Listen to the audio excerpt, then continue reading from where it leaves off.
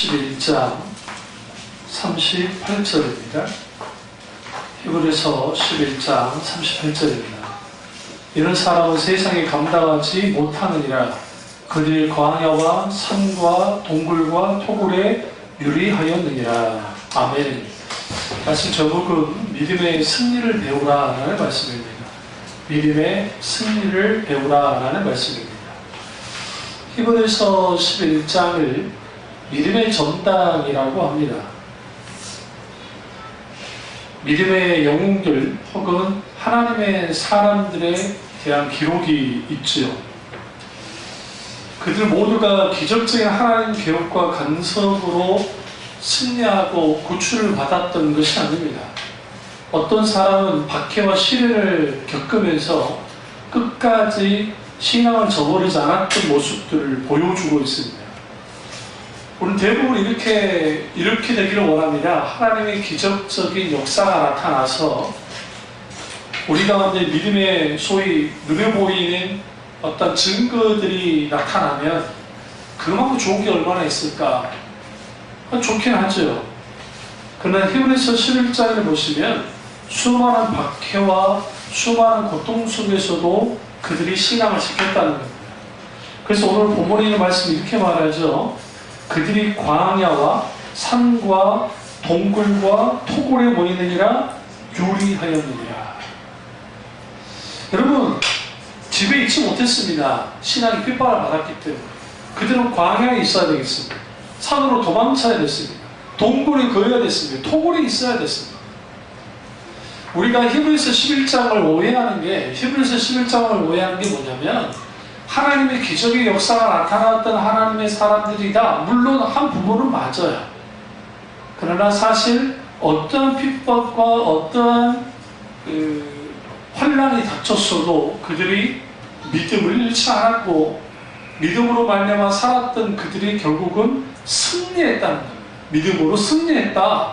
그것을 우리에게 보여주고 있습니다. 성경에서 말하는, 그러니까 우리가 세상에서 믿음이 승리해야 되는데 세상에서 말하는 세상은 세 가지 뜻이 있습니다. 하나는 세속성이고, 다른 하나는 정욕이고, 다른 하나는 세상 풍조입니다. 세속성이란 현 세상에 사로잡혀 사는 것이에요. 그러니까 그 세속에 물들어서 거기에서 사로잡혀 있는 상태, 그게 세속성입니다. 이러한 사람들이 오늘날 그리스도인들 중에 많습니다. 교회를 다닙니다. 그리고 그리스도 크리스찬이라고만 합니다. 그러나 그들의 언어나 행동이나 말을 들여다보면 그들은 저는 그리스도인답지 않습니다. 세속화되어진 교인이기 때문에 그렇습니다. 또 하나는 정욕입니다. 정욕은 뭐냐면 이 세상의 즐거운 것들, 그게 명예이든 권력이든 돈이든 어떤 것이든 자기들의 감각을 즐겁게 하는 것을 추구하는 것, 그것이 정욕입니다. 그러니까 세상은 세 가지 의미를 갖고 있는데 하나는 세속성, 하나는 정욕. 그러니까 많은 사람들이 살아가는 원동력이 뭐냐? 잘 살고 잘 즐기고 행복하게 살아가는 거예요. 그거는 기본입니다. 인간이 갖고 있는 기본적인 본능이기 때문에 뭘 할 수는 없는데 문제는 뭐냐면 그 사람이 살아가게 하는 원동력이 뭐냐는 거예요. 어떤 사람은 물질 때문에, 어떤 사람은 자식 때문에, 어떤 사람은 세상 성공 때문에, 권력 때문에 그렇게 늘 살아가는 거예요. 이게 아주 문제가 되고요. 세속 풍조는 세상에 만들어낸 수많은 물결입니다. 그러니까 세상에서 만들어낸 어떤 그런 것이 있는데 그리스도인들은 유행을 따라가는 사람이 되면 안 돼요. 요즘 우리 어머니 말 맞다나 개나 소나 롱 패딩 입고 다닌다고 그러잖아요. 우리 아들 사준다는 말은 안 하고 우리 경륜이 걸 우리 광주 어머니가 사주셨는데 좀 사주라는 거예요. 근데 아들 끝까지 사준단 말은 안 하고 이제 딸 것만 사준다고 이제 고3이고 하니까 우리 아들은 불편해서 싫다고 이제 안 한다고 하는데 그러니까 그거 여러분 저도 좀 누가 섬겼으니 우리 주체가 섬겼으니까 입고 다니지만 따뜻하긴 한데 불편합니다. 솔직히 이게 따뜻은 해요. 따뜻한데 불편한 게 있어요. 막 그 움직일 때 좀 불편함이 있고 그러니까 이런 거 어떤 물건 팔아먹으려고 누군가의 머리에서 만들어졌겠죠. 그러니까 그렇게 유행을 쭉 따라가는 거예요. 그 자체는 뭐 나쁘다고 할 수는 없습니다만은 세상에서 일어나는 그러한 수많은 유행들이 너무나 많은 그리스도인들이 민감하게 반응하며 살아가면 안 돼요. 요즘 비트코인 때문에 난리잖아요. 가상화폐. 그 대학 청년들이 자기들 빚내가지고 그걸로 사가지고 어떤 녀석들은 10억을 번 친구들이 나오고 순식간에 초창기에 지금은 쪽방을 삽니다. 그러니까 내가 직장생활을 해가지고 10억을 벌 수 있을까? 10억을 다 모을 수 있을까? 거의 불가능합니다. 내가 일평생 직장생활을 했어요. 한 방으로 그렇게 하겠다는 거죠. 그러니까 이러한 이 예수 그리스도를 믿는 사람들은 유행을 따라가는 사람들이 아니라 개성을 주도하는 사람들이 돼야 돼요. 이게 아주 중요합니다. 그러면 세상을 이기는 믿음의 승리를 배우려면 예수 그리스도 그분으로부터 배워야 됩니다. 세상을 이기는 믿음을 누가 가졌기 때문에 예수님이 갖고 계시기 때문에 그렇습니다. 그래서 우리가 이제 히브리서 11장에서 믿음으로 승리했던 하나님의 사람들을 보게 되었었는데 그들이 어떻게 승리했는지를 살펴볼 필요가 있습니다. 첫째는 믿음은 문제를 극복하는 승리의 삶을 살게 합니다. 히브리서 11장을 보시면 믿음의 사람들에게 여러 문제들, 여러 난관들이 있었습니다. 어떤 사람은 뛰어넘기도 하고 어떤 사람은 그것을 깨부셔서 돌파하기도 하고 어떤 사람은 그 부분에서 끝까지 그 장애물이 열리기까지 고군분투하며 앞으로 전진해 나가는 하나님의 사람들이 있습니다. 근데 그들의 특징이 뭐냐면 이러한 속에서도 좌절하거나 무력감에 빠지지 않았다는 겁니다. 패배주의나 비관주의에 빠지지 않았다는 겁니다. 그 이유는 뭐냐면 그들 앞에 뭐가 있었기 때문에 믿음이 있었기 때문에 그렇습니다. 히브리서 11장 33절과 35절 전반을 보면 이렇게 말합니다. 저희가 믿음으로 나라들을 이기기도 하며 의를 행하기도 하며 약속을 받기도 하며 사자들의 입을 막기도 하며 불의 세력을 멸하기도 하며 칼날을 피하기도 하며 열악한 가운데 강하게 되기도 하며 전적에 용맹되어 이방 사람의 진을 물리치기도 하며 여자들은 자기의 죽은 자를 부활로 받기도 하며 라고 기서 나옵니다. 여기서 저희가 믿음으로 나라를 이기기도 하며 누구가 딱 떠오르세요? 사사 중에 기드온, 바락, 삼손, 입다 같은 사람들이 이방 나라가 이방 민족이 이스라엘 백성을 압제할 때 그들이 믿음으로 나아가서 나라를 이겼습니다. 이게 아주 중요합니다. 도저히 싸워서 이길 수 없는 속에서 하나님이 이기도록 만들었습니다. 그 대표적인 분이 다윗입니다. 다윗이 골리앗과 싸워서 나라를 구합니다. 골리앗을 물리치고 이스라엘 백성들이 블레셋을 몰아냅니다. 이길 수 없는 전쟁에서 승리했습니다. 이것을 통해서 이겼습니다. 뭐로 이겼다고요? 전투력으로 이겼다고요? 아니요. 믿음으로 이겼다고 성경이 말합니다. 의를 행하기도 하며 라고 말합니다. 누가 떠오릅니까? 엘리야입니다. 그리고 우리가 넘어가지 않은 아모스가 떠오릅니다. 엘리야는 악한 이스라엘 왕 아합에게 우상 범죄에 대하여 책망했습니다. 그러니까 하나님의 심판을 선언했습니다. 그런 생명의 위협이 있었음에도 불구하고 하나님의 의의 말씀을 선포했습니다.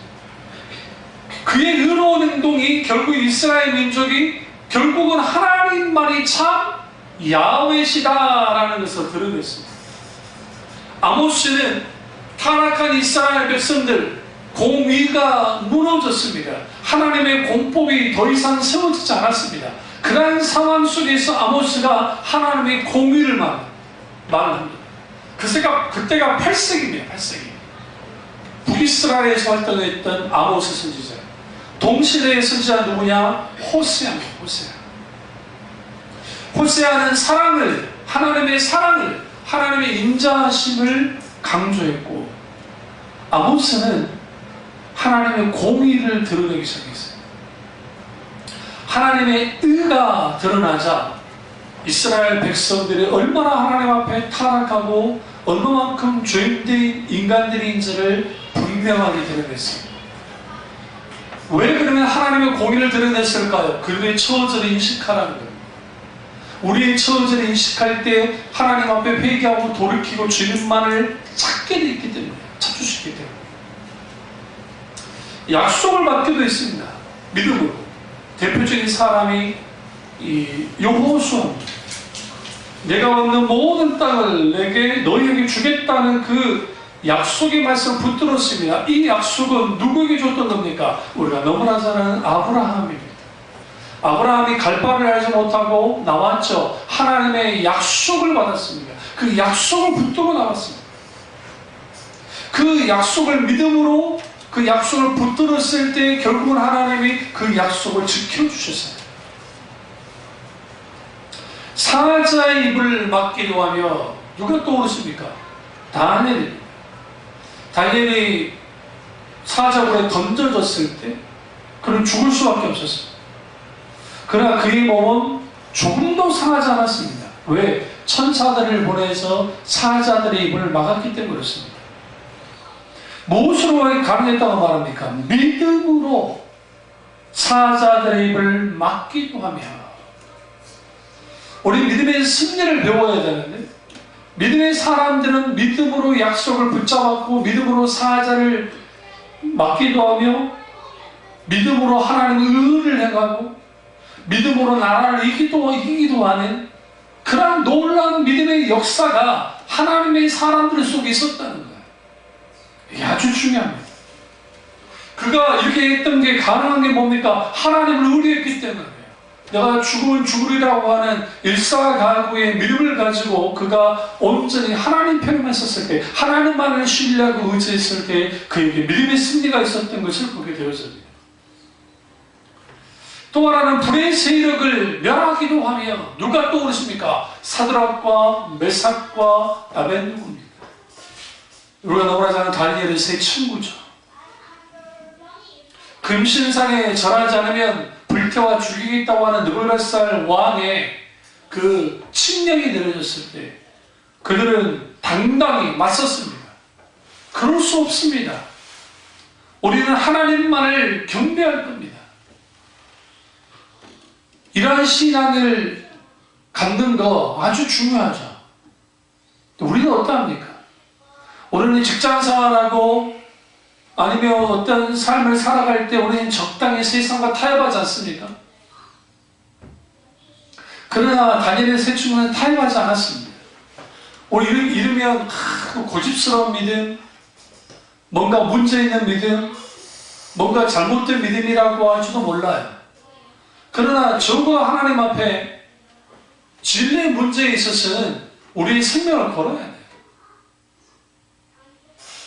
혹자는 이렇게 말하잖아요. 북한 공산당이 처전에 내려와서 우리나라에 내려와가지고 너희들 예수 믿으면 죽어 하면서 막 촛불을 가져다 댈 때 과연 그 어마어마하게 많이 모이는 대교회, 큰 교회들이 몇 명이나 모일까? 몇 명이나? 평양 산정형 교회가 이북 쪽에 평양에 있었는데 공사가 됐을 때 그때 장로님들과 목사님들과 그분들이 끝까지 믿음을 지키려 했어요. 언제 기독교가 개박살나느냐? 한국전쟁 이후에요. 그러니까 그 전에도 꽤 부시긴 했지만 한국전쟁 이후에 완전히 씨를 말려버려요. 누가? 공산당 놈들이에요. 그러니까 그럼에도 불구하고 지금 현재 지하 교회가 있습니다. 그 증언들이 나옵니다. 사실 숫자 그렇게 많지는 않습니다. 많으면 한 10만 정도 본다고 합니다. 10만. 그것도 알 수는 없지만 10만에서 15만 정도. 그거 조상 대대로 하나님 믿고 내려온 사람들. 그들의 신앙과 우리의 신앙은 비교할 수가 없습니다. 그들은 예배하다가 걸리면 뭐합니까? 죽습니다. 절제수용소로 가서 죽게 됩니다. 그럼에도 불구하고 그들은 뭐합니까? 사드락과 메삭과 아벤누고처럼 불의 세력을 먹였다는 거예요. 이러한 믿음에 대해서 왜 히브리서 11장에서 이렇게 강조하냐면 히브리서가 써질 그 시기가 그 핍박을 받을 때예요. 엄청난 핍박. 그러니까 이전에 받았던 핍박보다는 더 강한 핍박. 이게 아주 거대한, 그러니까 로마 제국 전체의 핍박이 있었기 때문에 예수 믿으면 죽게 되는 것이 공식이었어요. 예수 믿으면 다 잃어버리는 것이 공식이었던 거예요. 이런 상황에서 믿음의 사람, 구약에 있는 믿음의 사람들이 이렇게 승리했다. 그러니까 우리도 그 믿음의 승리를 배워야 된다는 의미 속에서 히브리서 11장의 믿음의 전당의 이 내용들이 나오는 거예요. 또 하나는 믿음으로 칼날을 피하기로 했다라고 성경은 말합니다. 대표적인 인물이 다윗입니다. 사울이 다윗을 죽이려고 하죠. 재미있는 것은 다윗이 하나님만을 의지하고 하나님만을 의뢰하면서 그가 믿음으로 나아가기 시작할 때 그의 생명 보호전을 누가 하셨어요? 여호와 하나님 하셨습니다. 그래서 우리가 시편을 보시면 그가 광야에서 도망자의 신소로 있을 때 주로 말하는 게 여호와 하나님은 나의 방패시요 나의 피난처시요 나의 요새신이다 라고 말합니다. 우리는 어떠합니까? 우리에게 하나님이 칼날을 피할 만한 분입니까? 내게 요새십니까? 아니면 산성입니까? 하나님만이 가장 소중해야 돼요. 우리가 예배 드릴 때 우리가 하나님 그분만이 소중한 분이 되어져야 되고 그렇게 되어지려면 집중하셔야 돼요. 네. 우리 영화 볼 때 여러분 뭐 하시죠? 영화 볼 때 잠깐 스마트폰을 꺼주십시오 하죠? 여러분 예배드리는 시간에 스마트폰이든 아니면 뭐 여러분 시계든 시계 보는 것이든 그런 거 끄세요. 여러분이 스마트폰 끈다고 세상이 망하지 않아. 우리 그렇게 중요한 사람이 아니에요. 우리가 대통령은 끄면 안 돼. 총리도 끄면 안 돼요. 그런데 우리는 꺼놔도 돼요. 근데 왜 그 붙들고 있느냐? 그것도 하나의 습관입니다. 원수는요, 여러분 그러지 않으세요? 저기 집에서 기도 좀 하려고 이제 저거로 기도하려면 꼭 전화를 안 눌러요? 문자 오거나? 이상하죠? 원수가 아니지, 원수가. 평상시 때는 오지도 않더니 드라마 보거나 할 때는 오지도 않더니 막 갑자기 와요. 왜 그러느냐? 우리의 마음을, 우리의 생각을 분산시켜요. 지혜가 필요합니다. 말하지 않아도 알아요. 꺼두셔도 돼요. 왜? 우리 그렇게 중요한 사람 아니니까. 앞뒤자고 우리 그리 중요한 사람 아니니까. 시작. 우리 그리 중요한 사람 아니니까. 내가 좀 꺼놓는다고 해서 나라가 망하지 않아. 근데 저도 그런 게 있어요. 저도 평상시에 이게 이제 스마트폰 중독 현상이에요. 스마트폰 꺼놔도 될 것 같은데 이거 꺼놓으면 불안해요. 그런 거 못 느끼세요? 내가 받아야 할 전화를 못 받았는데 이 번호가 뭔 번호인지 모르겠는데 이게 궁금해. 그러니까 보이스피싱에 걸리는 거예요. 생각해보면 내가 그렇게 중요한 사람이 아니에요. 그러잖아요. 그렇게 우리가 예배 드릴 때든 뭐 어떤 것이든 하나님 앞에, 특별히 예전에 우리 그 애들이랑 그 예술의 전당 오페라 하우스에 이제 뮤지컬을 보러 갔었는데, 뮤지컬이 아닌 것 같아요. 저기 그 경음악, 그러니까 클래식 음악을 이제 보러 갔는데, 세상에 거기에 왔는데 멜로디가 올린 거예요.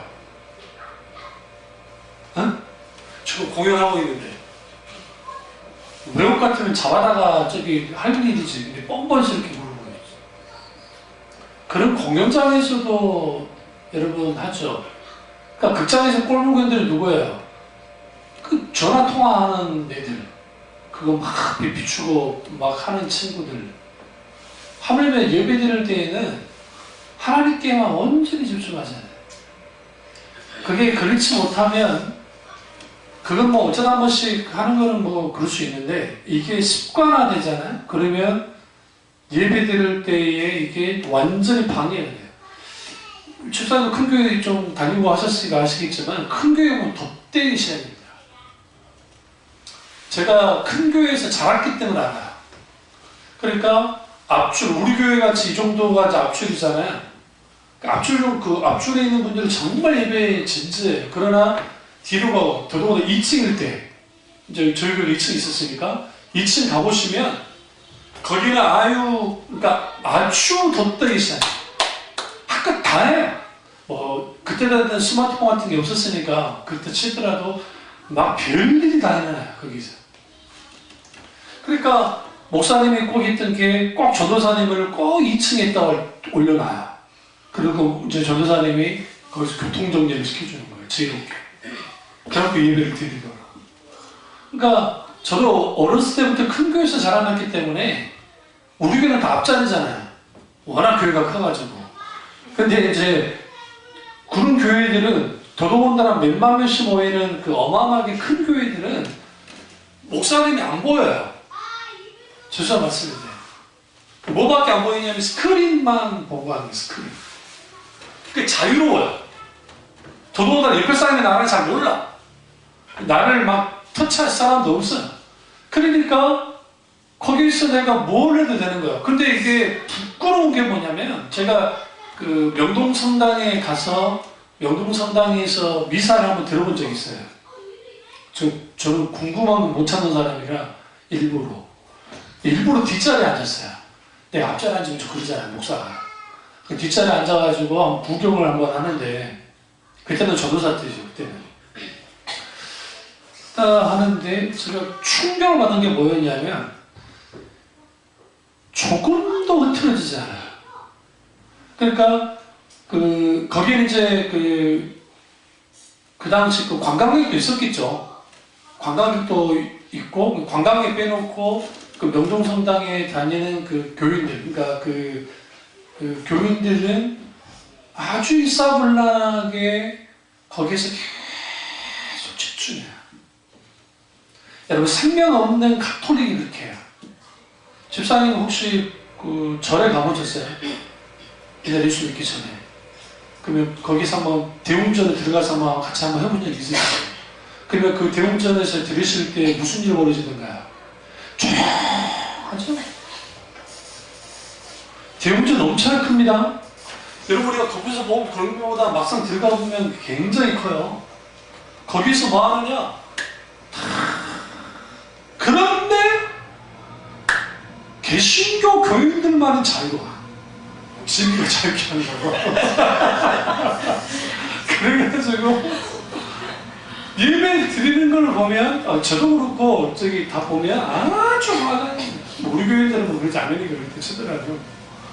그러니까 그렇게 되어지다 보면은 하나님 앞에 오늘 이 믿음의 사람들이 지금 칼날을 피하고 불의스럽게 말하는데, 하나님 앞에 제사 드리는 그 태도가 얼마나 달랐겠어요. 생명이 다르죠.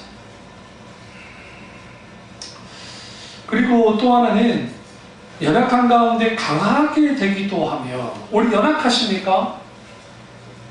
놀랍게도 우리가 믿음이 있을 때 그 믿음이 우리를 연약한 중에 강하게 만든다고. 네. 예, 굉장히 중요합니다.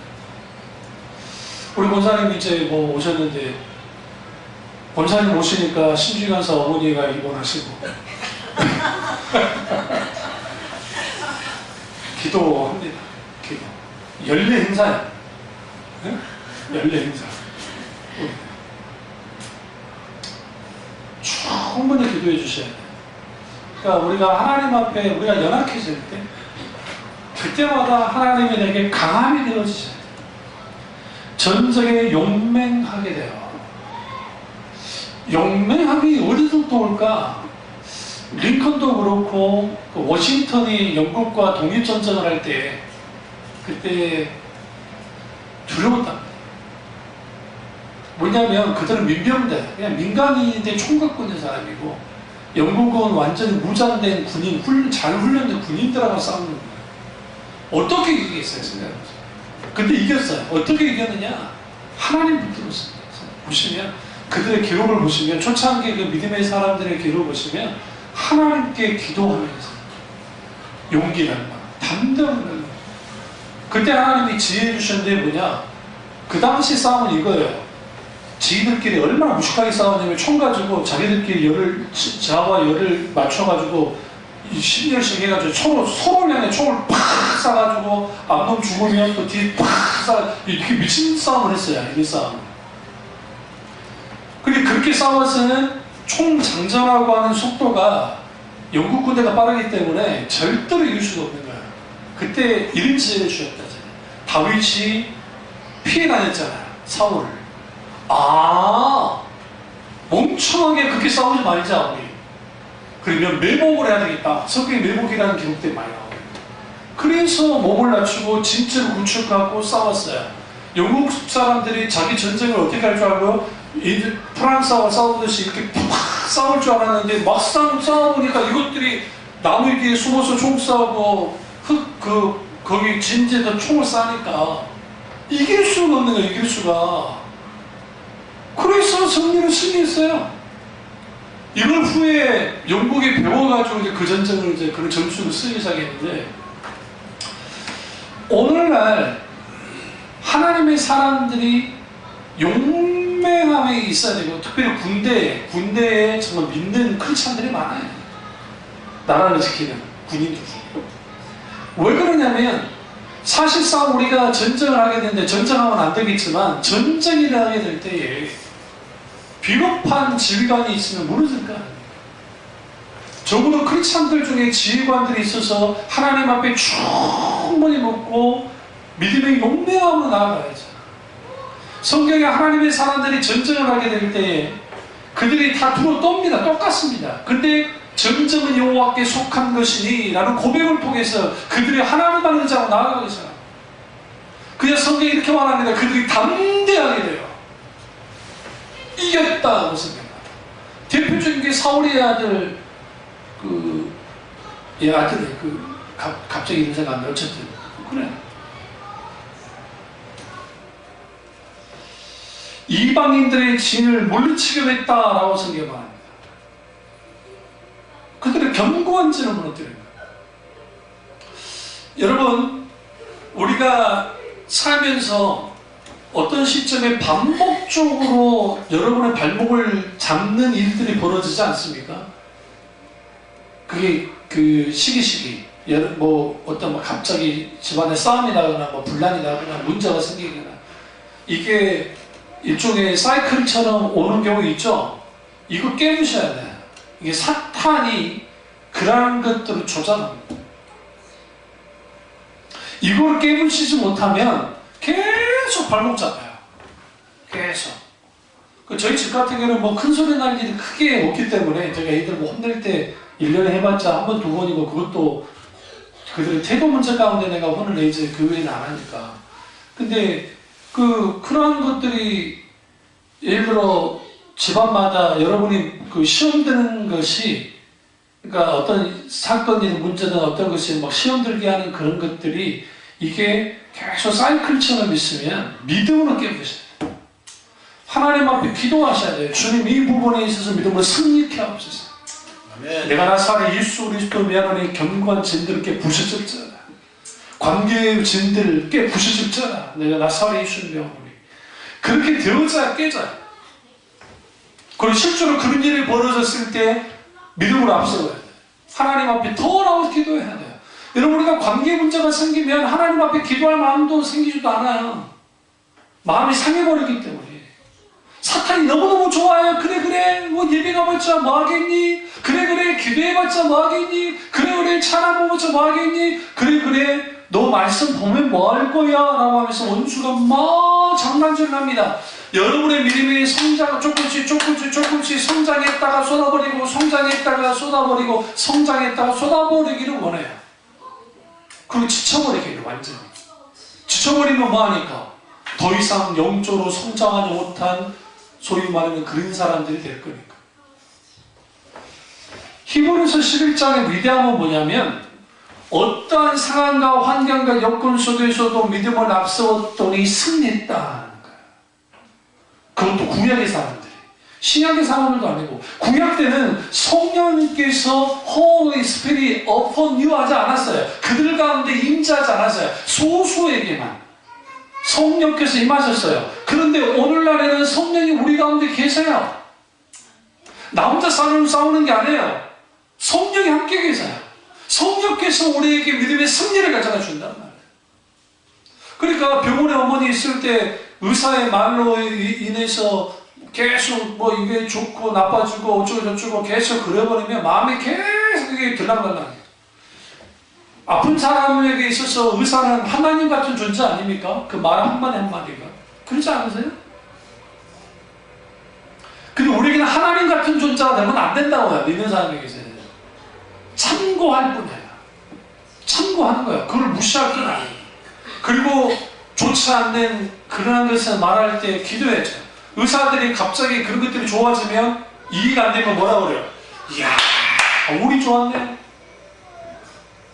우리 홍경호 선생님이 제 그 주치의잖아요. 근데 그분이 하잖아요. 내 상태 보고 하시면 이분이 예수 안 믿는 분이에요. 내 지금을 말했는데 까먹어. 굳이 말 안 했거든요. 그러니까 우와, 하느님이요. 여기서 말하는 하느님은 우리가 믿는 하나님이 아니에요. 정말 운이 좋았다. 거의 청력을 많이 잃습니다. 매니저가 3년 안에, 아직 내가 3년이 안 됐지만 3년 안에 청력을 많이 잃어요. 그러니까 이렇게 지수가 높은데도 청력이 유지하고 있는 것도 이건 하나님이에요. 그런 말 하시더라고요. 그러니까 수업으로 하나님이 하시는데, 더 중요한 것은 여자들이에요. 여기 보면 여자들은 자기의 죽은 자를 부활로 받기도 합니다.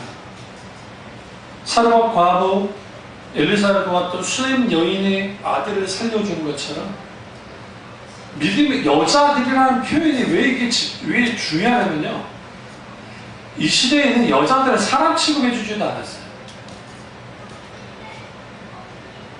근데 여자들의 믿음에 대해서 본만하라는 거예요. 뭐라고 하냐니까 35절에 여자들은 자기의 죽은 자들을 부활로 받아들이고 하며 또 어떤 이들은 더 좋은 부활을 얻고자 하여 심한 고문을 받되 구차히 훈련하기를 원하지 아니하였으며. 누가 그랬다고요? 어떤 이들은.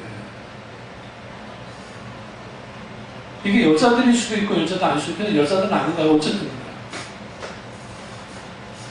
기꺼이 믿음으로 해석해나가는 거예요. 그래서 여러분, 믿음으로 승리하려면 믿음의 해석을 가해야 돼요. 세상 사람들은 일어난 일들을만 보는데 우리는 믿음의 해석을 가하는 거예요. 성경에 수많은 증거에서 말합니다.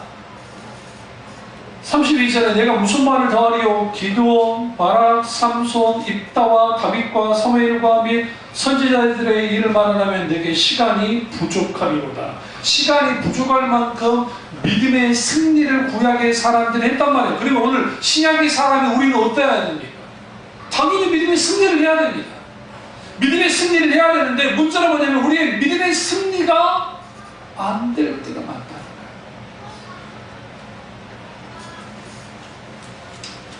왜 그럴까요?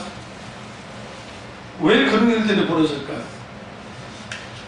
우리가 문제를 극복하려 할 때에 문제에 집중하고 문제의 시선을 두는 순간 절대 문제를 극복하지 못해요. 문제 뒤에 있는 하나님을 바라봐야 돼요. 제가 늘 설교하는 것입니다. 이거 제 설교하고 여러분 다 알아요. 그런데 막상 문제가 생겨 우리는 문제만 바라봐요. 병 고침에 대해서 기도할 때에 하나님 병 고쳐주세요. 거기도 좋아요. 그러나 병을 고치시는 하나님을 바라봐야 돼요. 병 고침 자체에 집중하면 안 된다고요. 그러다 보면 무슨 일이 벌어지느냐? 병 고침만 바라봐요. 혈병을 앓는 여자가 예수님이라면 내 병을 고쳐주실 거야. 누가 앞섰어요? 병을 고치실 것을 믿어서 예수님을. 그러니까 예수님을 바라보고 나왔기 때문에 그 병이 고침받은 거예요. 우리의 시선이 예수님을 향해야 돼요. 그러니까 믿음이 믿음다워지고 믿음이 실질적으로 믿음의 역사가 나타나려면 우리의 시선은 항상 하나님을 향해 있어요. 다음 주에 제가 바라봄의 법칙에 대한 설교를 하겠습니다만은 크게 시선이 그렇게 가게 될 때 문제 속에 있는 내가 문제 밖에 있는 하나님을 보게 될 때 그 하나님을 의지하고 그분에게 기도해 나갈 때 기꺼이 문제 밖에 있는 하나님이 우리의 문제 속에 계획에 들어오세요. 그리고 해결해 주세요. 아주 중요합니다. 두 번째는 믿음은 핍박을 감당하는 승리하는 삶을 살게 만듭니다. 이런 말 합니다. 내가 예수 믿으면서 핍박받지 않는다. 생각해봐요. 내가 예수 믿으면서 손해본 적이 없다. 생각해보세요. 예수님 믿으면서 우리는 조금 더 손해볼 수 있어야 돼요.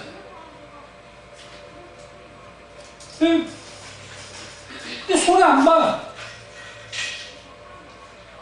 이제 내일 모레면 저희 형 막내 녀석이 아들 녀석이 이제 군대를 갔네요. 우리 이사님도 뭔 일이 아닙니다. 2년 후면 군대에 가겠죠. 그러니까 우리 잠실 목사님이 딸만 낳아라 했잖아요. 그래서 딸만 놓지 못하려고 아들까지 낳아가지고 군대 잡혀가요.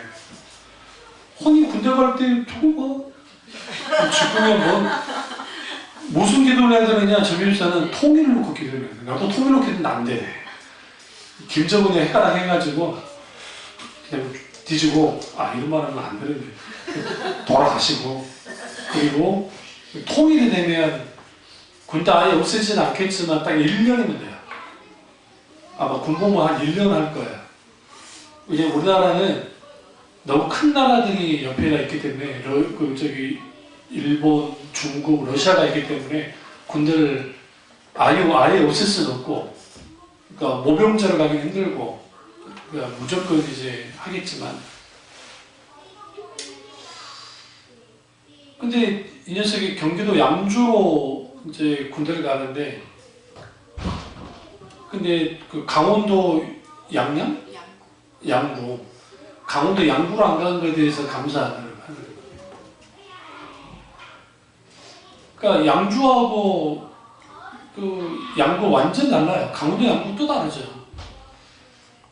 물론 이제 이 녀석이 뭘 모르는 게 전쟁이 나면 연천과 양주 그쪽은 완전히 전장적이에요.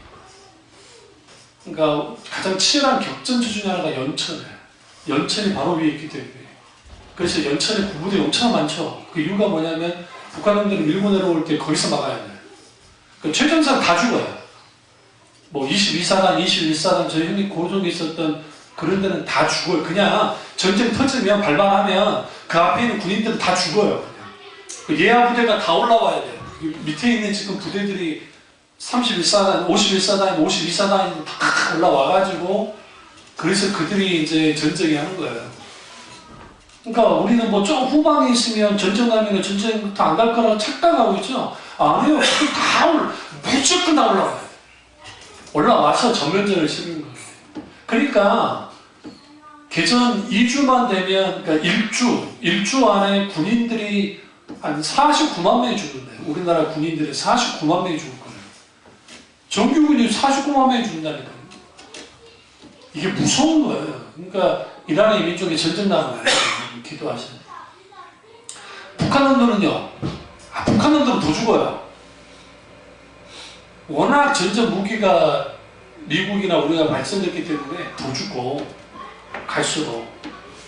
그러니까 이 나라 인민족이 전쟁이 안 나도록 기도해야 되고 다 해결돼야 되는데 쉽지가 않죠.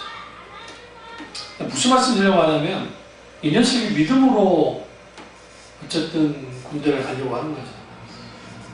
그러니까 남자들은, 그리고 저는 그랬거든요. 군대 갈 때 선교사로 간다고 생각했어요. 그리고 군대 가서 전도 참 많이 했습니다. 전도하면서 거기서 하나님의 영광을 드러내기 위해. 그러니까 거기에 보이지 않는 하나님의 손길들이 막 있어요. 그러니까 믿음의 승리는 핍박을 감당하는 승리한 삶을 살게 하죠. 근데 오늘날의 그리스도인들이 핍박받는 일이 별로 없잖아요. 과거에 비해서. 왜? 같이 동화되고 있기 때문에. 그러니까 술 주초 문제 때문에 부딪히는 일이 거의 없어요. 같이 어울려서 놀아버리니까. 이게 아주 심각한. 히브리서 11장 36절을 보시면 어떤 이들은 조롱과 책제실 뿐만 아니라 결박과 옥에 갇히는 시련도 받았으며 조롱받는 것, 내가 예수 믿는 것 때문에 조롱받는 거, 그거 당연한 거예요. 이런 말합니다. 기독교가 바른 기독교였으면 조롱하면 아니요. 기독교가 윤리 도덕적으로 아주 오라도 세상은 조롱해요. 그게 조롱하게 돼 있어요. 불로 침을 당했다. 톱으로 켜는 것. 예레미야가 톱으로 켜 죽었어요. 여러분 얼마나 잔인합니까? 살아있는 사람을 여러분 참수하는 거 우리는 아주 그냥 정말 미개하다고 생각하잖아요. 그 목 베는 거. 근데 여러분 그거 아세요? 참수가 가장 사람을, 그러니까 죽기 일보 직전까지는 고통스럽지만 딱 칼로 목을 딱 베버리면 순간 끝난 거예요. 실제로요. 근데 톱으로 켜주는 것은 이게 얼마나 잔인하냐면 톱으로 켜는 거야 말고 반을. 이게 상상을 초월하는 거예요. 이게 예레미야가 그렇게 죽었어요. 그 전승이에요.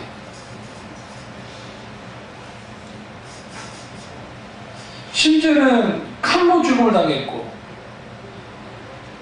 양과 염소의 가죽을 입고 유리하며 궁핍받고 궁핍과 환난과 학대를 받았습니다. 이게 성경에 나오는 믿음의 사람들이 가졌던 그런 거예요. 그런데 오늘날 신번영주의적인 설교를 이거예요. 하나님 잘 믿으면 직장에서 승진합니다. 사업 번창합니다. 넓은 지역으로 이사 갈 수 있습니다. 자녀들이 좋은 대학에 직장에 합격할 겁니다. 모든 병이든 고침받을 수 있습니다. 믿음을 가지고 기도하십시오. 이런 설교를 많이 들었을 겁니다. 간증도 많이 들었을 겁니다. 이러한 게 믿음의 승리라고 들었을 겁니다. 아니요. 그 부분도 있긴 있겠죠. 전혀 없지는 않겠죠. 문제는 뭐냐면 너무 과하게 포장되어 있어요.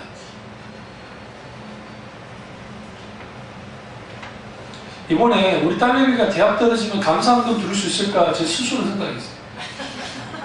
진짜로. 말은 안 해요. 과연 내 딸이 대학에 떨어졌는데 목사인 내가 하나님 앞에 감사할 수 있을까? 불교 설교 때 제가 해라 했잖아요. 까먹으셨나요? 푸세요. 우리가 뭔가 안 됐을 때 하나님 앞에 감사할 수 있어야 되는데 감사할 수 있을까?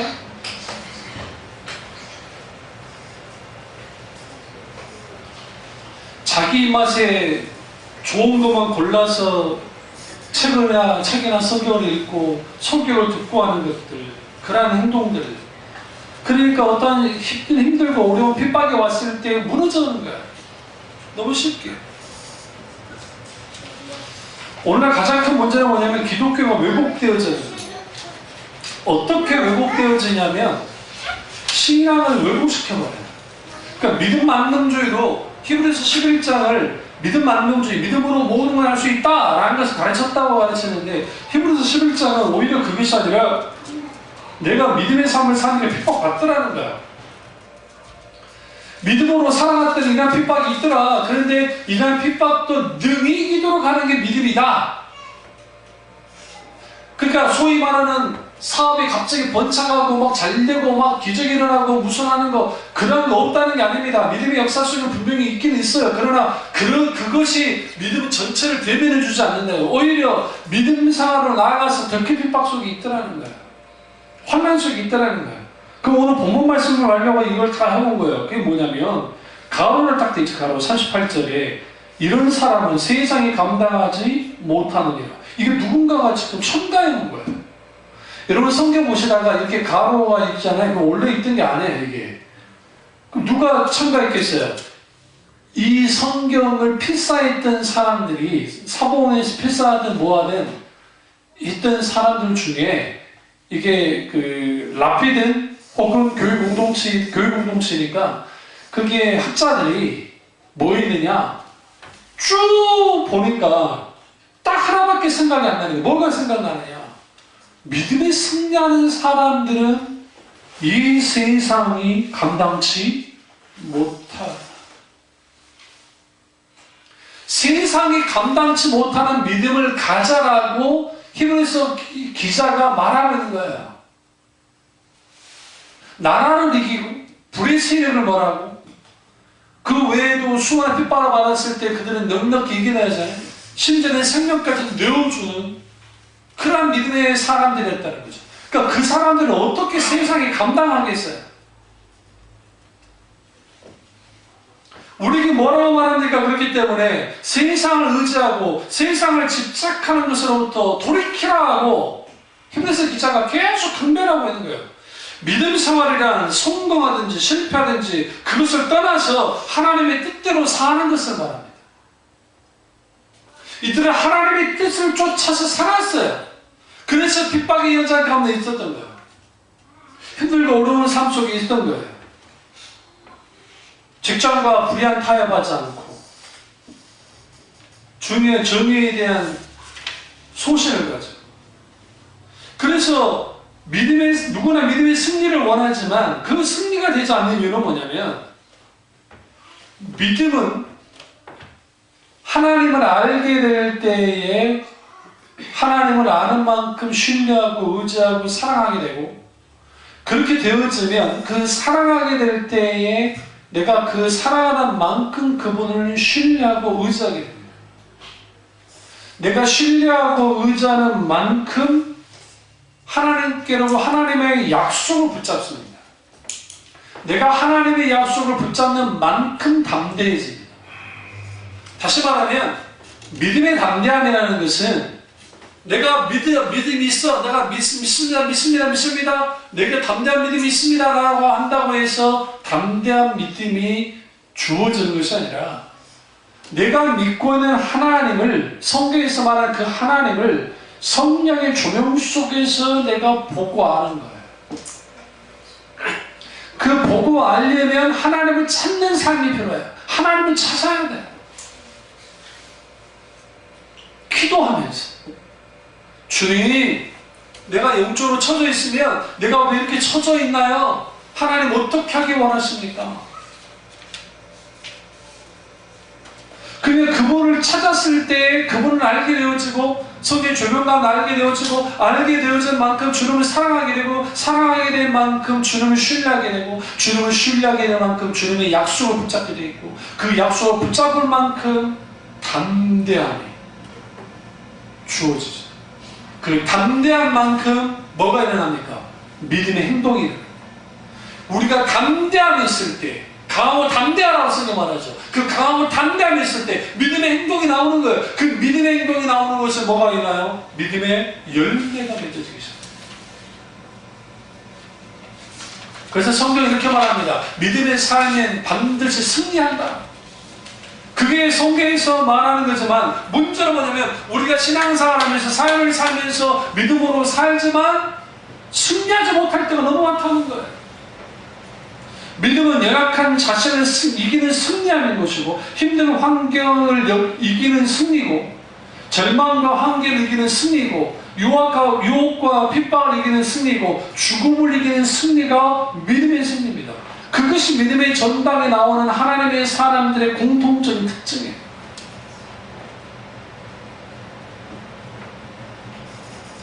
승리의 면류관을 받고 우리 이렇게 말해야 돼요. 내가 예수 그리스도로 말미암아 승리했다 라고 하는 그 고백이 나와요. 결론을 맺겠습니다. 히브리서 기자는 아벨로부터 시작해서 마지막 믿음의 선진들을 들여다봅니다. 아벨이 순교했죠. 놀랍지 않습니까? 죽음으로부터 시작합니다. 누구 때문에?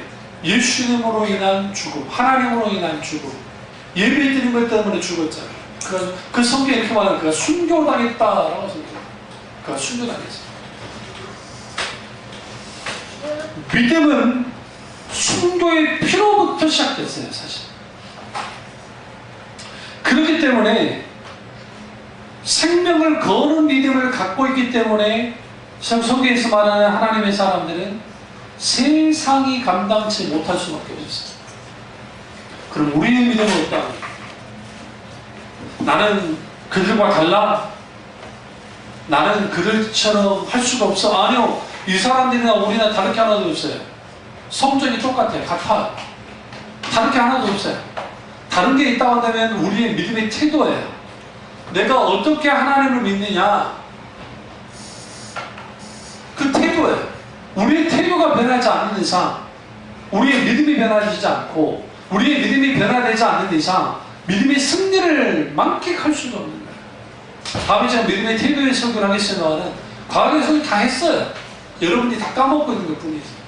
그래서 우리가 분명하게 우리의 믿음의 태도, 하나님을 향한 한결같은 바라보는, 하나님을 의지하는 그러한 믿음을 갖기 시작할 때 우리 속에 믿음의 승리가 있습니다. 그 은혜가 저와 여러분께 주시기를 축원합니다. 기도하겠습니다. 기도하실